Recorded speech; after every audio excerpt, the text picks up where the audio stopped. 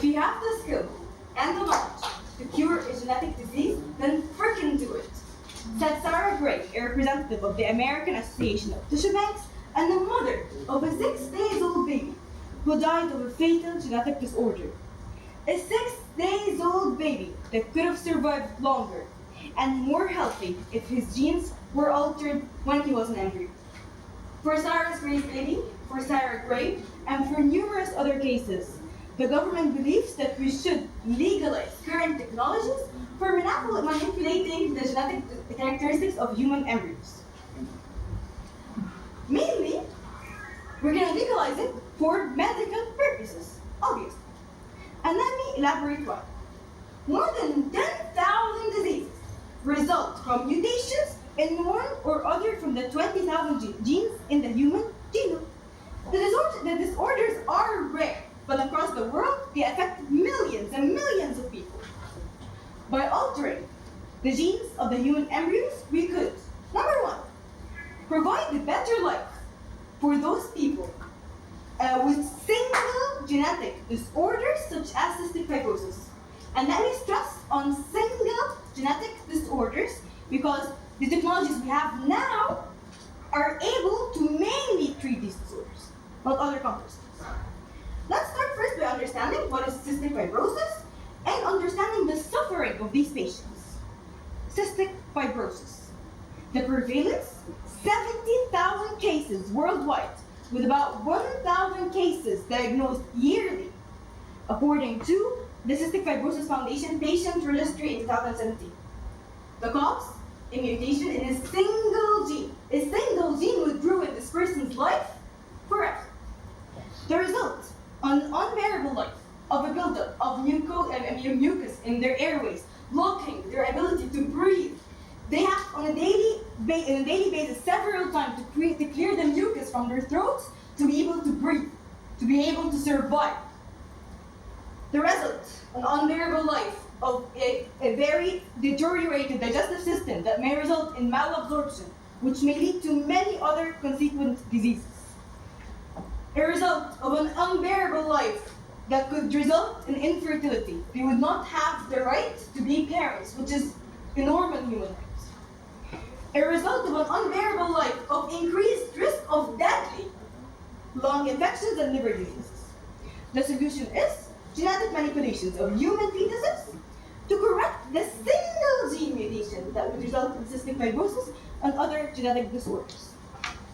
The technology to do so is already present and has been present since 1995. Clinical trials have been performed in 1995 by Tulane University Medical Center prove that it is practically possible to eliminate cystic fibrosis by utero gene therapy. So the technology is here, it's been here for a long period of time, and clinical research has proved that it's practically possible. If you live or understand the pain and the suffering those people and their families are agonized with every day, of every week, of every month of their entire life, then I guarantee that you would blindfoldedly support the motion and support legalizing current technologies for an alteration of gene characteristics.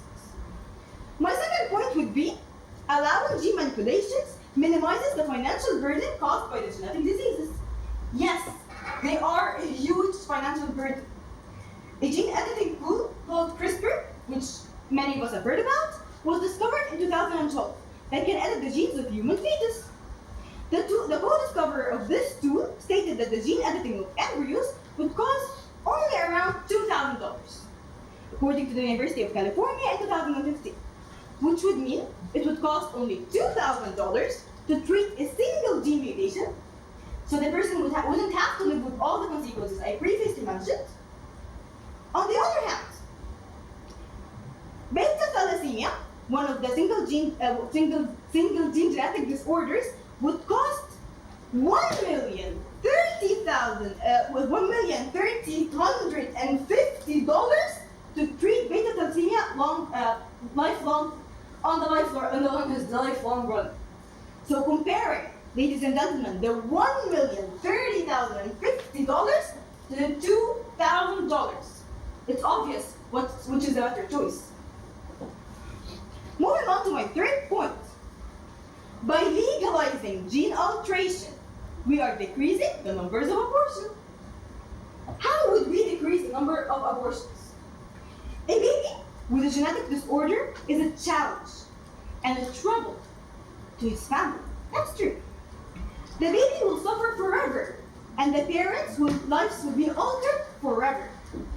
According to the Verb Institute for Bioethics and Social Research in 2008, 133,000 pregnant women in the USA that underwent genetic screening of the fetus discovered that the fetus has a genetic disorder. This is a yearly number of discovered pregnancy people who know that their babies have genetic disorders. That's information.